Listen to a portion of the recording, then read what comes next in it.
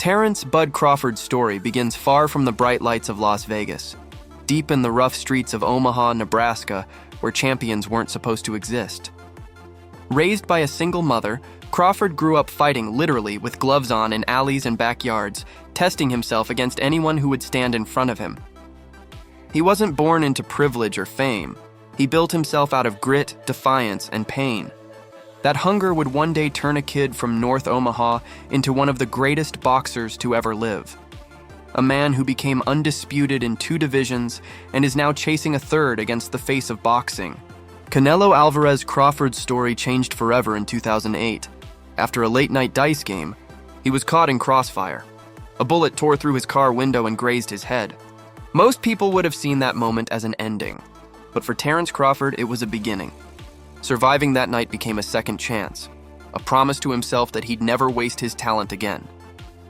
From then on, every round, every punch, and every victory was fought with purpose. He turned professional that same year, beginning his rise in small halls and empty arenas, fighting for scraps but destroying everyone who stood before him. Crawford's early fights revealed a style that was rare, calm, surgical, and deadly. He wasn't just fast, he was intelligent, always a step ahead, studying, adapting, and waiting for the perfect moment to strike. The world began to take notice in 2014 when he faced Ricky Burns in Scotland for his first world title. The crowd was hostile, the odds were against him, but Crawford's precision silenced the arena. For 12 rounds, he took apart Burns with masterful skill, becoming world champion for the first time, the first fighter ever from Omaha to do it. But the moment that truly defined his arrival came in his very next fight, back home against Yuriorkis Gamboa. The challenger was fast, flashy, and undefeated, but Crawford broke him down round by round. Dropped once, then twice, then finished brutally in the 9th. Omaha erupted. Their hometown fighter had proven he wasn't just a champion, he was special. From there, he became unstoppable. At 140 pounds, he dominated everyone. Thomas Dulorme, Thierry Jean, Hank Lundy, and finally Victor Postol, an undefeated champion who many believed would be his toughest test. Crawford dismantled him, switching stances, controlling distance, and winning every round. Then came Julius Indongo, another undefeated champion. One brutal body shot later, Crawford became undisputed junior welterweight champion of the world. All 4 belts, one king. The first American man to unify a division in the 4-belt era. Still, greatness demands more. Crawford moved up to welterweight, where boxing's biggest names waited, or more accurately, avoided him. Many said he hadn't fought anyone, that he was protected. So he went out and proved them wrong, one by one. He crushed Jeff Horn to win the WBO title, then destroyed Jose Benavidez Jr. after weeks of bad blood, knocking him out in the 12th. He stopped Amir Khan, Kell Brook, and even the relentless Sean Porter, becoming the first man ever to stop him. Each fight wasn't just a win, and it was domination. Crawford wasn't just beating elite fighters.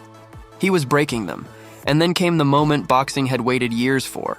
Terence Crawford versus Errol Spence Jr., undefeated versus undefeated. 2 champions, 1 ring, 4 belts.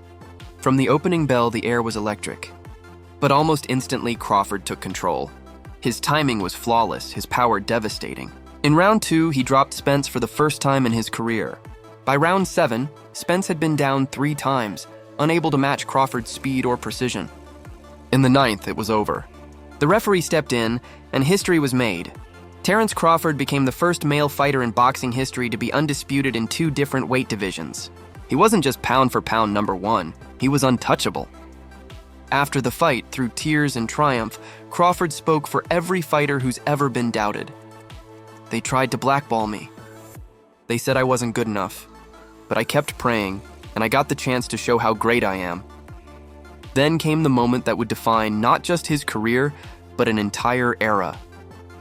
Terence Bud Crawford versus Canelo Alvarez, the fight that many said was impossible. 2 undisputed champions, 2 different worlds colliding. Canelo, the powerhouse from Guadalajara, the king of 4 divisions.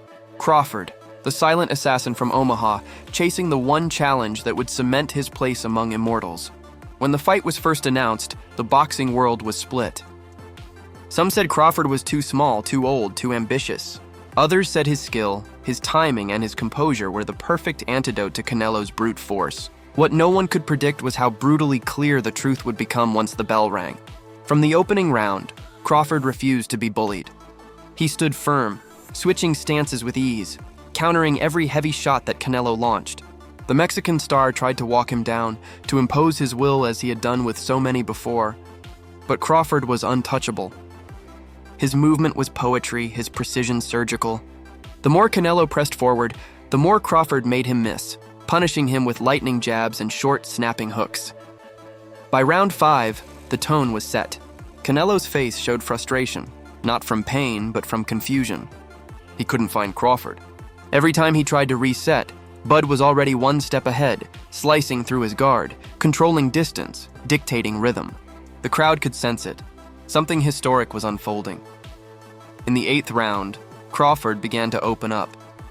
He caught Canelo with a crisp right hook out of the southpaw stance, then doubled it with a left that snapped the champion's head back. Canelo tried to answer, swinging wide, but Crawford slipped under and ripped a counter uppercut that sent shockwaves through the arena. The king was being dethroned in real time. Then came the moment no one saw coming. Round 10. Crawford feinted with a jab, rolled under a counter right, and landed a clean left hand down the middle. Canelo stumbled. Crawford smelled blood. A 3-punch combination followed. Right hook, left cross, right uppercut, and Canelo hit the canvas for the first time in years. The crowd erupted as the referee stepped in, waving it off. Terence Crawford had done it. He had walked into Canelo's kingdom and taken the crown by force. No controversy, no debate. Just domination. As the dust settled, Crawford stood in the center of the ring, surrounded by belts, history, and disbelief. The man from Omaha had just become the first fighter in the history of boxing to become undisputed champion in 3 weight divisions. In the post-fight interview, his voice cracked as he looked into the camera. They said I couldn't do it. They said I was too small. But look at me now, 3 divisions undisputed. I told y'all before, greatness don't run from nobody. That night, the sport changed forever. Canelo Alvarez, the face of boxing, had been outclassed, outsmarted, and stopped by the smaller man who simply refused to believe in limits. And Terence Crawford, once the kid from Omaha who nearly lost his life to a bullet, now stood alone at the top of the mountain, the undisputed, undeniable king of boxing. If you enjoyed this story of Terence Crawford's legendary journey to become the first 3-division undisputed champion, make sure to like, subscribe, and let us know in the comments. Is Bud Crawford now the greatest boxer of the modern era?